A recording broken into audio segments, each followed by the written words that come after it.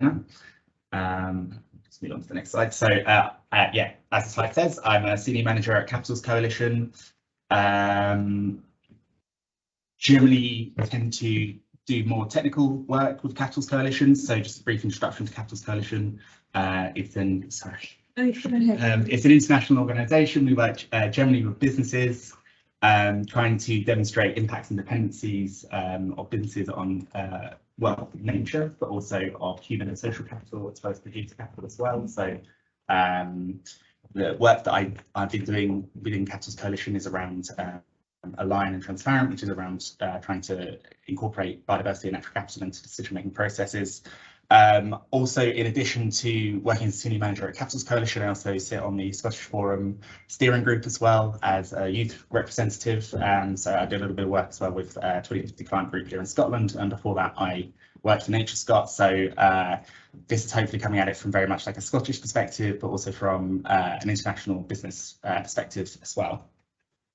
So I guess the idea of my session or these slides is really just to give an overview of what the TNFD is. Like I say, I very much always come at it from very much technical perspective, so perhaps I'll be getting a little bit more into the detail, which hopefully will be useful. And then there's some space for some questions afterwards. Yeah, so I'm not directly involved with TNFD, so a lot of this is just stuff that I've researched and understood, and it's helped me to kind of understand it by breaking it down and hopefully presenting it to you today. So yeah, hopefully I can answer any questions that you have as well. So what is the TNFD? TNFD, for letters that we've been using, it's the Taskforce on Nature-related Financial Disclosures, which sounds very dry, but it's around really understanding how we rely on nature, and understanding how we can disclose impacts and dependencies on that, and how ultimately trying to get businesses and financial institutions to understand their impacts and dependencies on nature more broadly as well. It's a huge organisation. It's got $19.4 trillion worth of assets from the 34 task force members that it's part of. It's got 550 different forum members. It's got 16 knowledge partners, of which Capitals Coalition is one of those. And then a statistic that was mentioned, a very similar one to what's just mentioned, about the fact that there's $44 trillion worth of economic value generated from direct dependencies on nature, which is, again, that's an understatement, because, there's no business on their planet, obviously. We're all very dependent on nature for absolutely everything. So really, the fundamental thing is that if we're going to exceed planetary boundaries, then we're going to have, economic collapse. And I think there's a UN report out just this morning, which is basically saying that we can't, keep expanding, going past those planetary boundaries.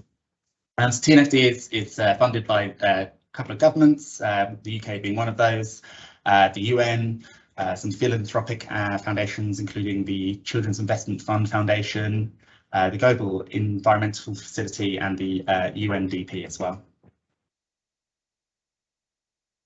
So in terms of time frame, so we are here. We are on beta release version 0.2. There's a 0 in front of it, which means that it hasn't been sort of officially ratified and sort of fully agreed on just yet. We are waiting for beta release 0.3 to come out in November, which is the TNFD are really busy working on that. We had asked them to join today, but they were literally just so busy, just finishing that off, that they weren't able to. So there's pilot testing until the 1st of June next year with businesses. COP15 has been highlighted as a really significant date, and this is just mentioned as well, because we're really pushing for something called Target 15 to be adopted, and that's around asking businesses to assess and report dependencies and impacts on biodiversity, and reduce negative impacts by at least half, and increase positive impacts.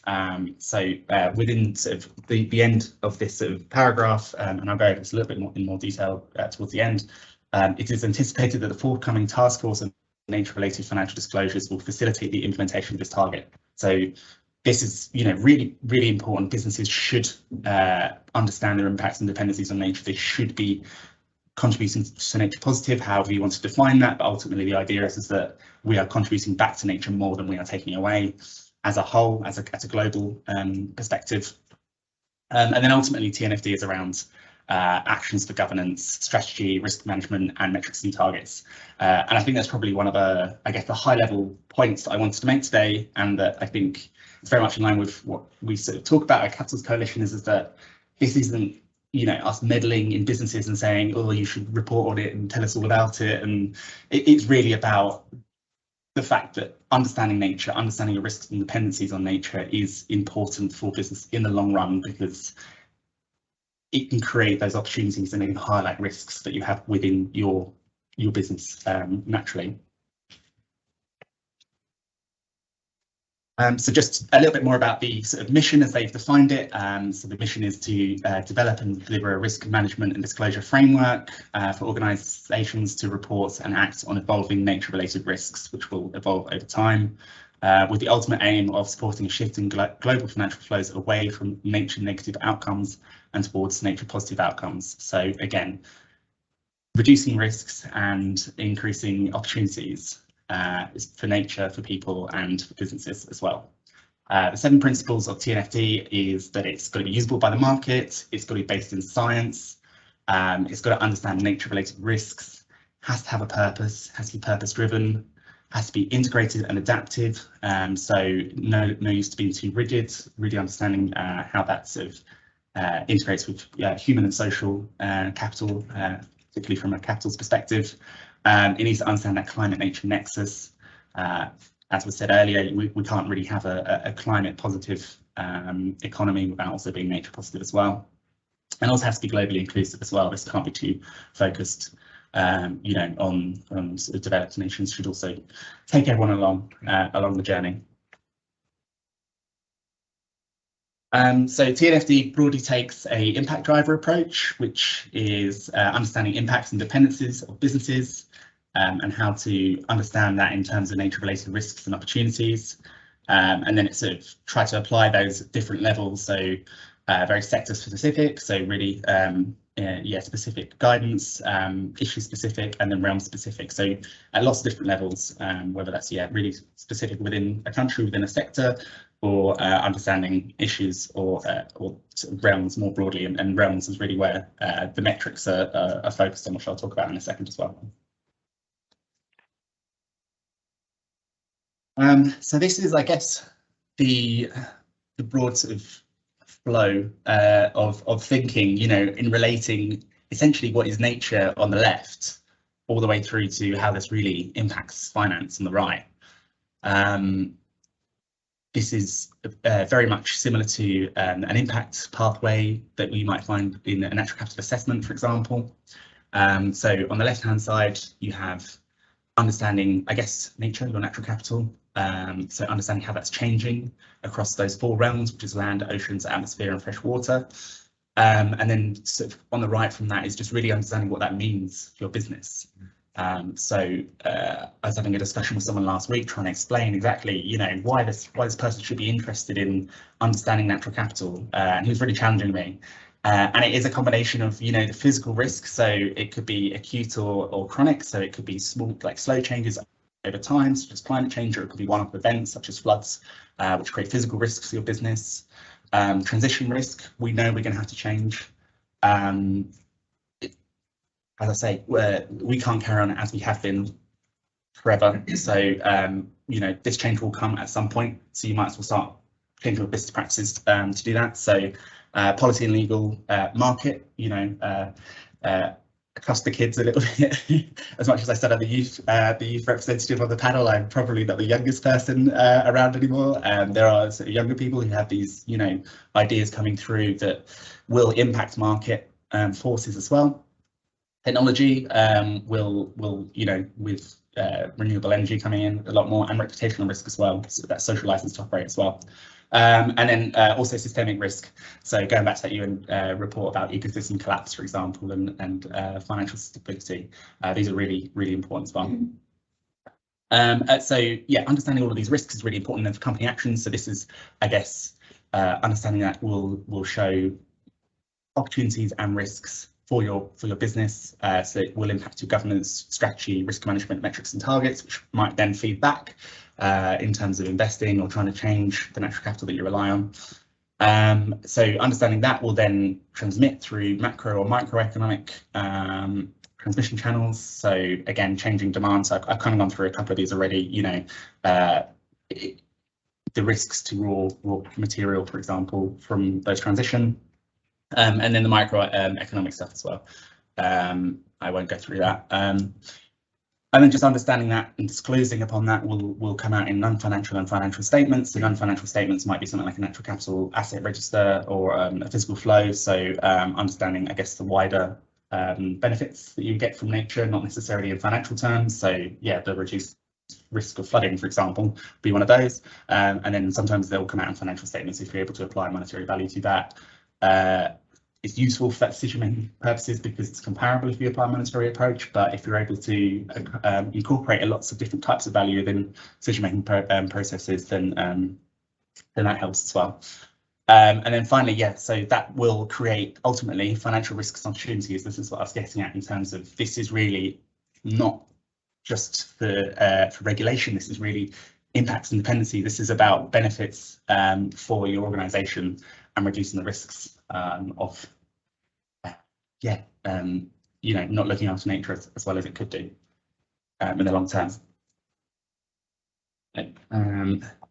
So the actual approach that TNFD takes is something called the LEAP approach. Everything has to have a good acronym these days, but this one actually does kind of work. So the first one is just on the left, is around locate and evaluate. So locate is to locate your interface with nature, and then evaluate your dependencies and impacts. So really understanding what assets you have, what you're reliant on within the value chain, and how that impacts your business. Assess, so assess your risks and opportunities. Once you understand that, you know where all your flows of benefits are coming from. And then finally, prepare. So how are you going to deal with those nature related risks and opportunities, and how are you going to take it into decision making, basically. The LEAP approach encourages users to carefully consider the scope of their assessment before they start. So throughout the entire process, you should be consulting with relevant stakeholders for that sort of just transition as well. And also the fact is that LEAP is an iterative process. You don't do it once and then just leave it sitting there. It's something to be done over and over again, and just to understand how you're impacting and benefiting from it as well. LEAP isn't in itself, it's not a disclosure recommendation or a mandated process. Not everything identified will need to be disclosed. A lot of this can be used just for management as well. It doesn't all have to come out in disclosure at the end. And then also just to say, so this one is for businesses, but there are also a LEAP financial institutions, a LEAP FI available as well, which is in development as well from TNFD. There's just a little bit more just the different elements of LEAP as well. So again, going on about so location. So location is really important. Where these impacts and dependencies are taking place is incredibly important. As you can probably recognise that it's something happening. I don't know, if you live in Edinburgh, if something happens in Edinburgh, then obviously that's going to have a lot more of an impact on you than if it happens somewhere a lot more further away from you. I don't want to use the word remote. Sector, so depending, different sectors will have different impacts on business processes. Understanding the drivers of change as well. So again, pressure nature in different locations will influence the level of risk exposure as well. And then finally, timeframes and scenarios in terms of just understanding when those risks and opportunities are going to take place, and just thinking about things a little bit more in the longer term rather than, I guess, some of the shorter term thinking that often happens with year-to-year decision making, I guess. So TNFD identified, I guess, company actions. So how we can do this in practice. So the first one is around governance. So trying to describe the board's oversight of nature-related risks and opportunities. So I guess a broad point on this is that this isn't something that should sit within the sustainability team. This should be something that's sitting at the boardroom. This is something that the CEO should be interested in. So they should be interested in understanding this and managing for risks and opportunities as well. Within the strategy realm for understanding nature-related risks and opportunities across the short, medium and long term, for business strategy and financial planning, for resilience of organisation strategy, considering nature and climate, and then understanding interactions with low integrity ecosystems, high importance ecosystems, and areas of water stress as well, for 3 areas they particularly were keen to highlight.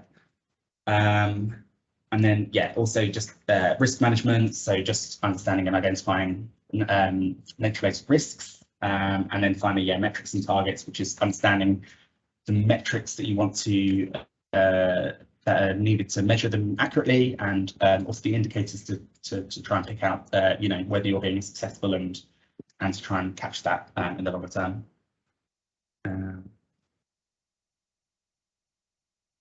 So actually, yeah, that moves me quite nicely just onto metrics. So I guess metrics 101. Metrics are a system or standard of measurements that's useful to have something that's standardized across different organizations, across different countries as well. Indicators, something that's qualitative or quantitative factor or variable that provides a reliable measure on performance. So it doesn't have to be numbers, it can be expressed, basically, as long as it's being expressed and incorporated, that's useful.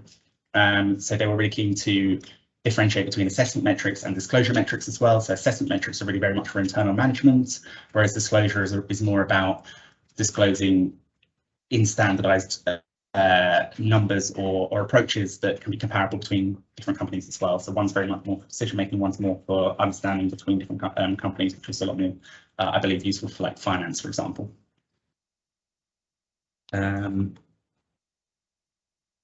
So the key elements of the metrics was, yeah, understanding the distinguishing between assessment metrics and disclosure metrics. They're really keen to make sure that it aligns with the Taskforce and climate-related financial disclosures as well. So that's the other TCFD. Supports end-to-end nature-related risk management. So yeah, make sure that it's contained in the LEAP approach.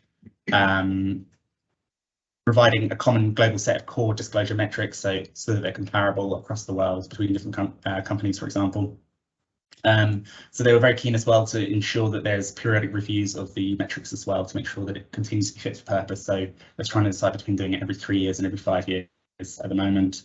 And then it also aligns with other national policy target setting frameworks as well, to make sure that it sits within, yeah, I guess, the wider ecosystem as well.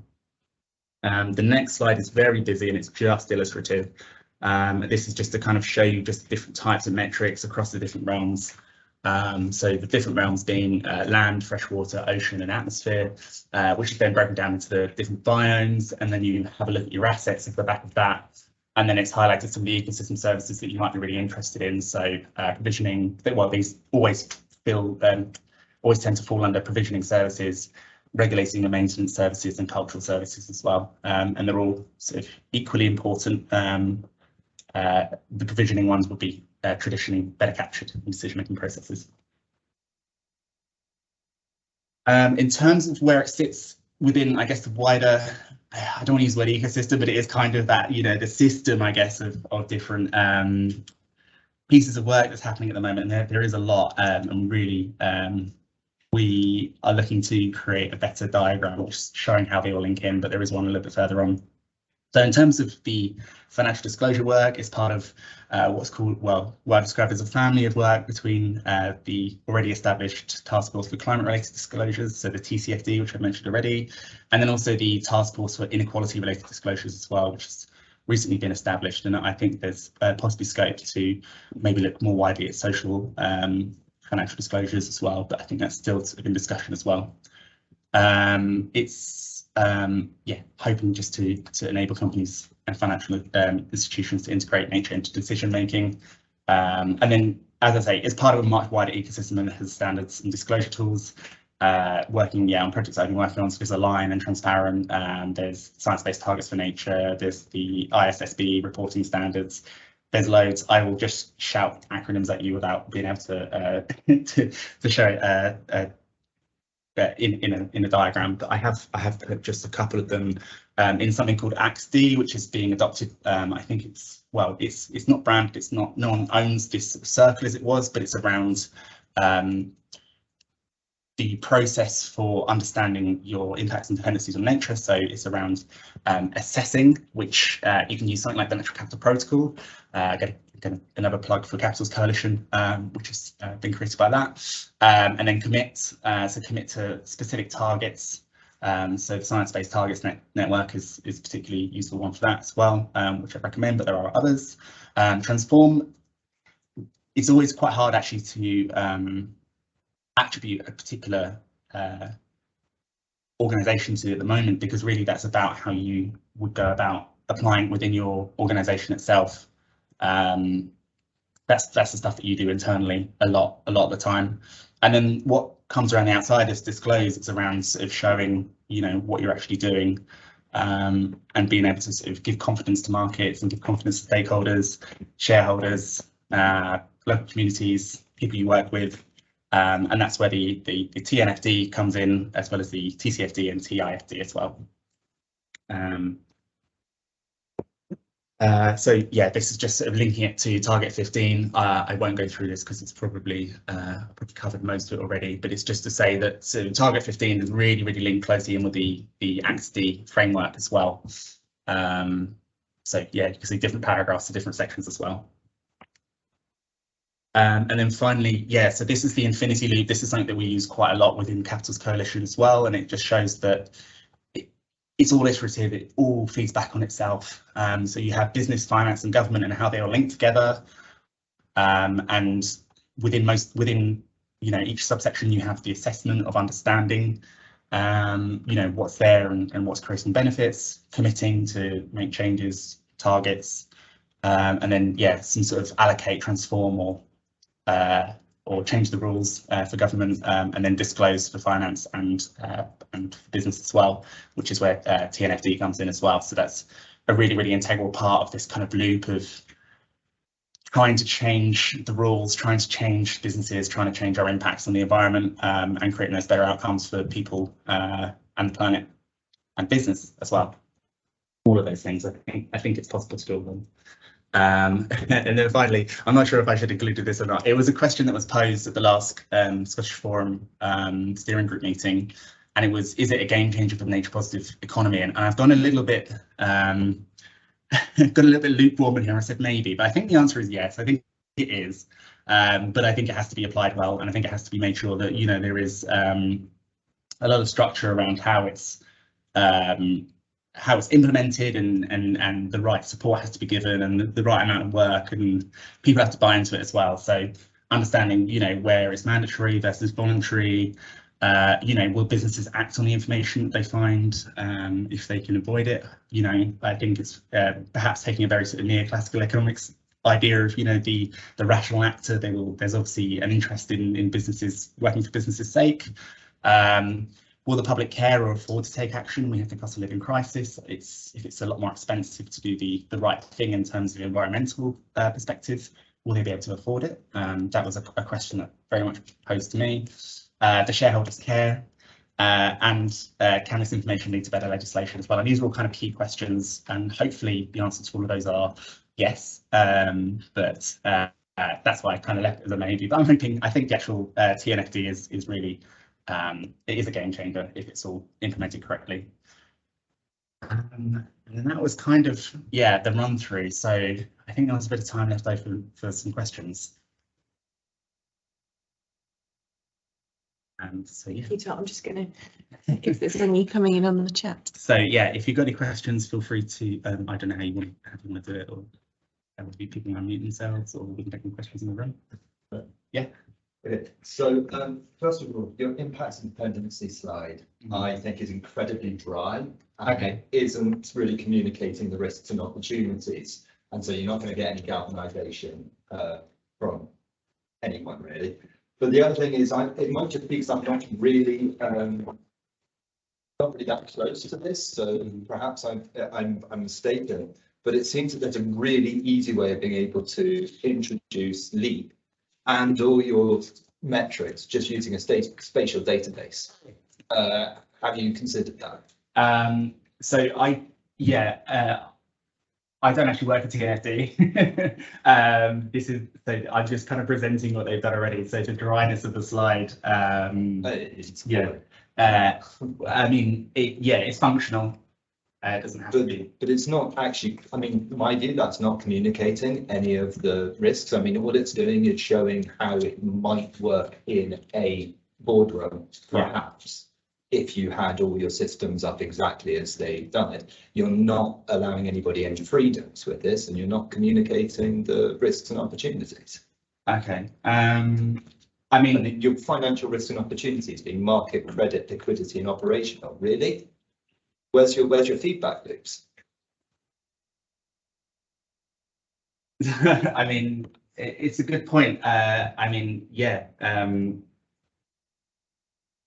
this is just a slide of. I think the whole thing's unregulated as yet, so you can't really have anything. You know, until we get a regulated market, we can't do anything. I agree, but the feedback there, I mean, it's not even starting to talk about your feedstocks and like where that's all coming from to your income and your business. That all is it's an ecosystem that people are operating in, not a sort of just a pattern, a line. It's an ecosystem that should be communicated with this. I mean, this is a real simplification of the entire process. Sure, but if you're going to communicate the concept of how this could benefit people and how they should be thinking about it, you should be introducing that kind of thinking. Okay. In my view, it should be. That's fine. I feel like that's. I appreciate it's not it's not my presentation of it. I have 15 minutes to demonstrate. To be honest, the thing which I was most interested in is if there has been any thought about bringing in spatial data. Yeah, spatial data is like right at the heart of it. It's just I've only got 15 minutes in which to present it all. It's right at the heart of it. Spatial data is incredibly important for understanding what you have, where you have it, who's impacted by it. But have they worked out how to normalize that data throughout the system? I think it's in the process of being worked out. Yeah. My understanding is Good. Can I just suggest that we bring in like any other comments from our other speakers on that point, because it's good to have challenge on these things. I would just emphasise the excellent point that Tom made in his presentation, which is that we're trying to change the rules here. So this is a big task, and everybody here is getting on board at a really early stage of the journey. I mean, even the framework itself is still in a beta phase. So we're not necessarily even at that communications stage where this becomes really, really relevant to, a farm business or an energy company or the whole of the aquaculture sector or something like that. So really, really important to challenge. I don't know whether Richard or Phelan would like to comment on this question, and I'm just wondering if you did have anything to say. You might want to come up here so that the mics can pick you up for the online audience. Richard's nodding, so just bring Richard in. Or should I stand up here? Anywhere near the mic, I think. Okay. Yeah. So I mean, this slide is quite dry. I do agree. Full disclosure, I'm a member of the TNFD, so I'm kind of there to sort of help the Secretariat guide things. So I'll definitely pass that feedback on, because it is a very dry slide that even a board member would struggle to understand, forget about like someone on the other side of the coin thinking about nature risk. So I do think it's very dry. You asked a question about spatial data. So there is a part of the TNFD has launched a data catalyst. I think they now have 190 people who have their hands on data involved in that data catalyst. So if that's of interest, then I would get involved in that, because spatial data is at the heart of this. So part of the issue is, how do you expect a company to do all of this? And so you need kind of an ability to be able to make it easy for companies to sort of access information on nature, which actually isn't packaged today in a way that companies even understand. Most companies, not all companies. So this is complicated, but I mean, expecting a company to understand the feedback loops that could lead to ecosystem collapse, pretty challenging. So how do we connect some of the entire system of information that we have around what is happening with nature, what is happening with biodiversity, what is happening with ecosystems around the world, with business. You know, how do they record information? How does that end up in their accounts? How does it end up in their board discussions? And then with reporting, how is that reported to banks? How is it reported to investors? How is it reported to regulators? And so I think there are many moving parts here, and there are big building blocks, I would say. The general thesis is there's quite a lot of information out there already about what is happening. It's just not connected to the information that generally flows within the business. Like, you know, your accountant's not going to say to you, oh yeah, by the way, where's the nature ledger? Because actually that's what your investors need to understand. Your bank's asking for that. So where's your nature ledger? How are you impacting on that? Your accountant doesn't say that yet, but PwC is actually leading the data catalyst.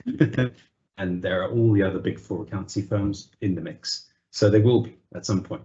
But it's about connecting these building blocks of information together so that it makes it useful to companies, to investors, to banks, to anyone, frankly, trying to understand how businesses depend and impact on nature. Great. I can see Patrick's got a question over there. Yes, so in that regard to data is at the center of everything. Is the TNFD going to be becoming in some metrics? The scope of each metric, that's going to be, I guess, a big challenge. Yeah, so I don't know if you want me to repeat that for the benefit of everyone at home, but it was just around will TNFD be introducing metrics and giving some guidance on the scope of that. Yeah, I think that's pretty much like one of the core sort of things that they want to do is to standardize some metrics that are comparable within, so A, for accounting and management within an organization, but then also between different organizations as well, and trying to understand that at a global scale, which is incredibly difficult if you try and find a metric that's going to work for a business in the city, but also for, you know, maybe a farm in Southeast Asia, for example. So yeah, I don't envy them trying to do that, but that's kind of the outcome of it, and it's going to be, you know, horses for courses within that, and it's going to be what metrics are suitable for your organization to apply as well. Thank you. There's a question you might want to read out there. Yes. The chair, and then I can also see Fred looking to. I will read out the one on here. So how much of the progress on this is directly driven by the boards anyway? Should we not be looking at multiple levels to support business and the various champions within it at different positions within the overall hierarchy? So yeah, I mean, a great question. Probably at the moment, you know, Richard might be able to give a better example on this as well, but a better sort of insight into it. But I would say the boards are starting to understand it, and it's kind of looking at perhaps more at the transition and the reputational risks, perhaps less so on the physical risks, depending on the organisation. I think I agree that we should be working at multiple levels within the overall hierarchy. I don't see it as a either or, I see it as an and. I think, yeah, we're at the stage now where it's sort of everything everywhere all at once, if possible. Yeah, I don't know if anybody else speaks wants to add to that. So okay, I'm sort of going on. I mean, I'd just say that, like, it depends on the type of business, but if you're talking about a big commodities business, it's on the board agenda. Yeah, yeah. Oldham, Cargill, Glencore, those kind of big commodity buyers, they're all over this. They don't necessarily know exactly what to do, but they absolutely see it as a big risk. And obviously, you know, linked directly to the agricultural sector, anyone fishing, you know, it's definitely, you just have to look at the TNFD corporate membership to see who's really worried about nature. Nestle, you know, those companies actually, some of those companies actually have sort of shadow P&Ls that show you their dependency on nature. So what happens if Nestle can't access water? Yeah. Because other people within the watershed need the water. What happens to their business model? So they are very worried about it. They're doing a little work. The trick of the TNFD is to make sure that the work they're doing comes out of their organization in a way that's comparable with other organizations. Yeah, that's the trick. So there is quite, I'd say there is quite a lot going on in certain sectors. Yeah, the thing on agriculture is quite relevant because we don't want everything to look at worry that everything piggybacks on the back of agriculture. We want to be in the game and be part of the natural capital. My worry is every single slide, I'm not really a reader of slides, but everything is based towards capitalism and banks and finance. Everything's slanted at unadulterated capitalism. And when the Scottish government comes along, I don't think they like talking about things like that. And the part we're in coalition with the Greens, and I'd like to wonder where the Greens fit in all this, because they are the coalition partners in the Scottish government. And yet we're all just talking about making money on balance sheets. And I'm not a Luddite farmer, I should add. I don't want to hold you to account like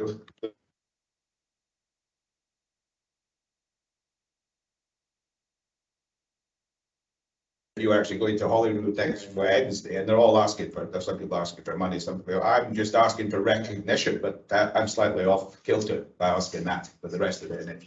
But that's what we need recognition for, this, our natural capital, which I shouldn't have come in as quick to say that. I've said it, so I'll be quiet. I think that would be a good topic for discussion in the breakout sessions. We've probably just got time for 2 more questions before we have a coffee break. Fred Pilkinson's been waiting patiently, and there's one for Phelan as well that I can see. So maybe, did you want to take Fred I'll first see and then? what Fred's question is, and hopefully I can answer it. Struggle to hear it. Okay.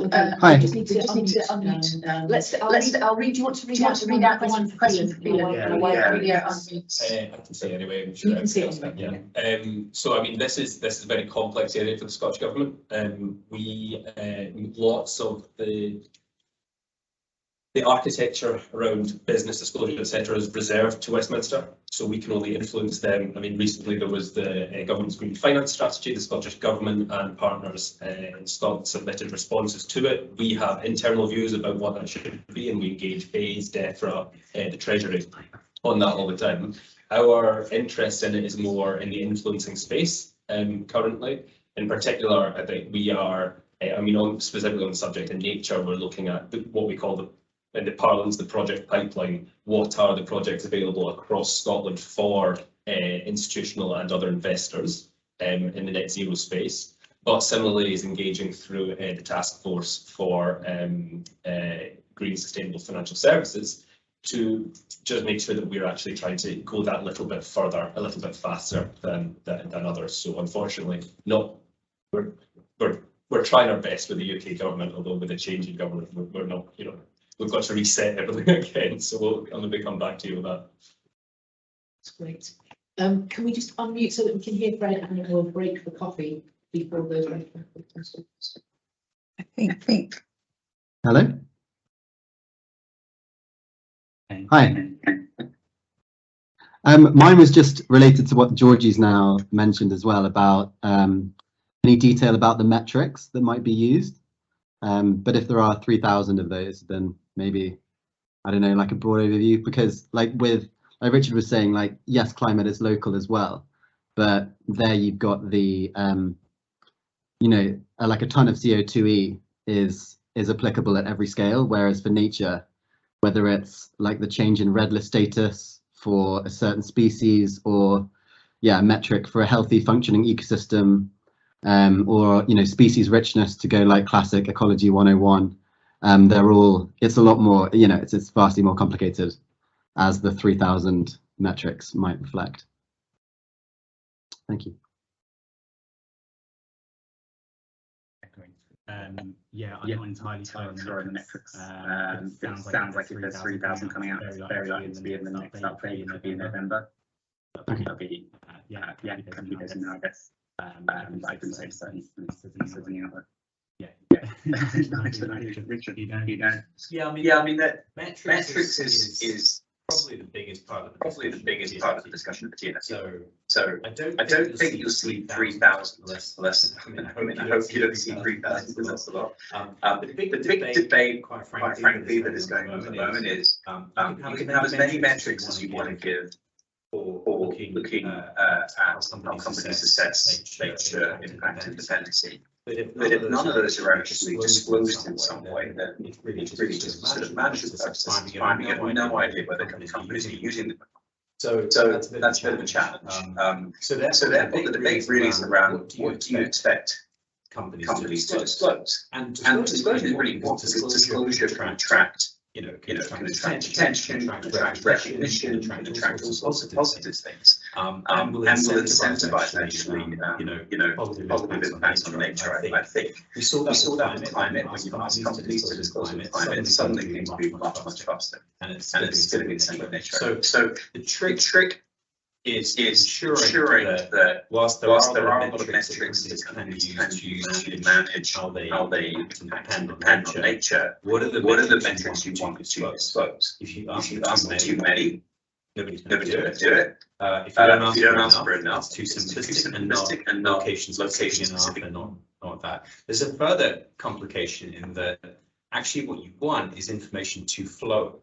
So if a company is reporting on something, you want, the Scottish government can look at that, or, but you also want, other people who are interested in how companies are impacting on nature to look at those metrics. Like you do want banks and asset managers and various others who are providing the capital for the economy to understand what that information is. If you have too much information, that information is not going to flow. Think about supply chains. How much information flows along the supply chain today? Price, bit about quality, very little, actually. So the biggest challenge we have is, when you've got how many people know where lithium actually comes from in the world that is sitting in a Tesla? Actually, very few people, probably not even Elon Musk. So it's actually a bit of a challenge. How do you get information about nature, which is location specific, very specific, species abundance, all that kind of stuff? How do you get that to flow somewhere to the UK Treasury, or to the world's largest pension fund, or to the Royal Bank of Scotland, or whatever it might be, right? So I think that's part of the challenge is on metrics, ensuring that disclosure is fit for purpose, and it makes sense, and it's not burdensome, overly burdensome, but actually drives some positive action. Yeah, absolutely. Well, I think we can pick up on some of those things in the breakout groups, metrics and the realities of what needs to happen next. So let's take a 10-minute comfort break.